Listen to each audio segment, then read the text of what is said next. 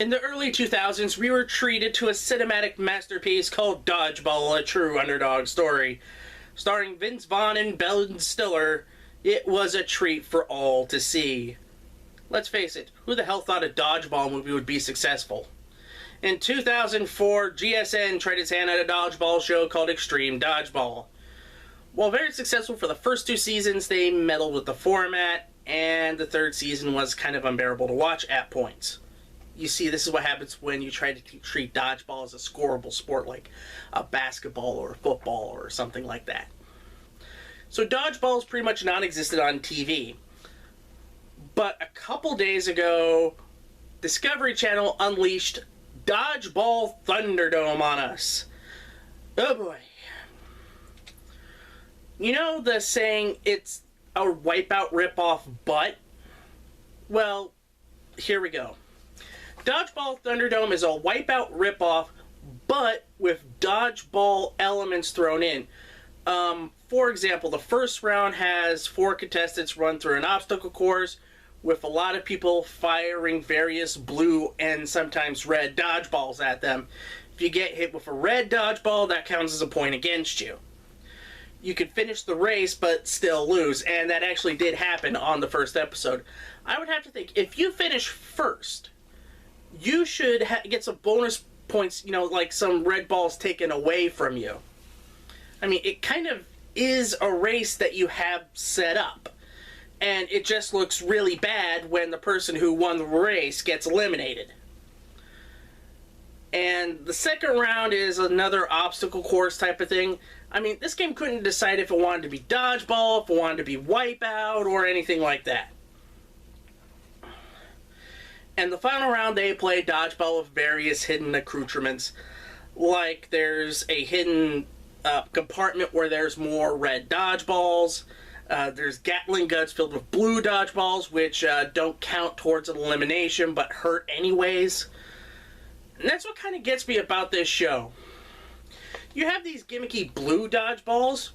They're in there because, as the commentators say, they just hurt. I mean, if you don't have a point to anything other than it just hurts and it's supposed to be funny, that's not a good idea. I mean, Wipeout has certain measurements where, like, there's the punch wall, where, sure, it hurts, but it knocks you off course, and you fall in the water, and that slows you down.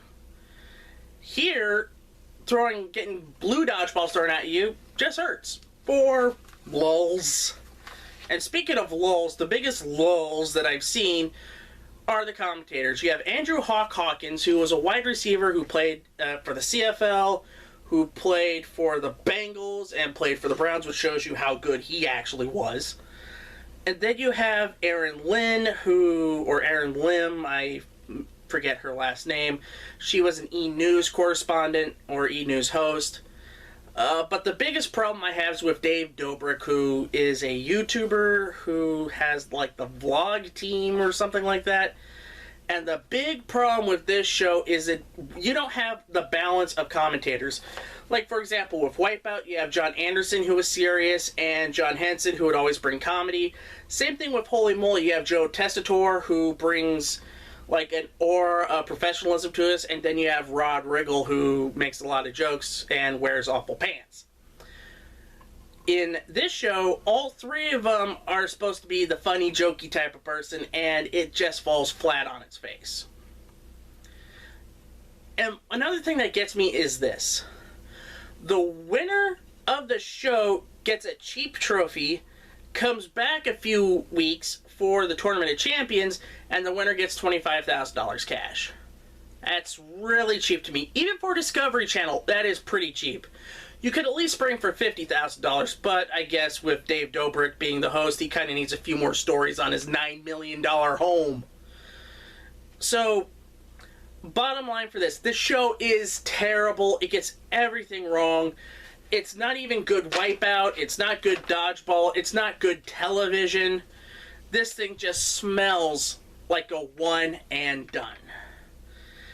And on that note, I am done. If you like this video, like, comment, subscribe, and become a Patreon backer if you want your own look at the schedule video or 26 weeks or less done. at www.patreon.com/gameshowgumbo. I'm Cindy Saddleman, and remember, if you can dodge a wrench, you can dodge a ball!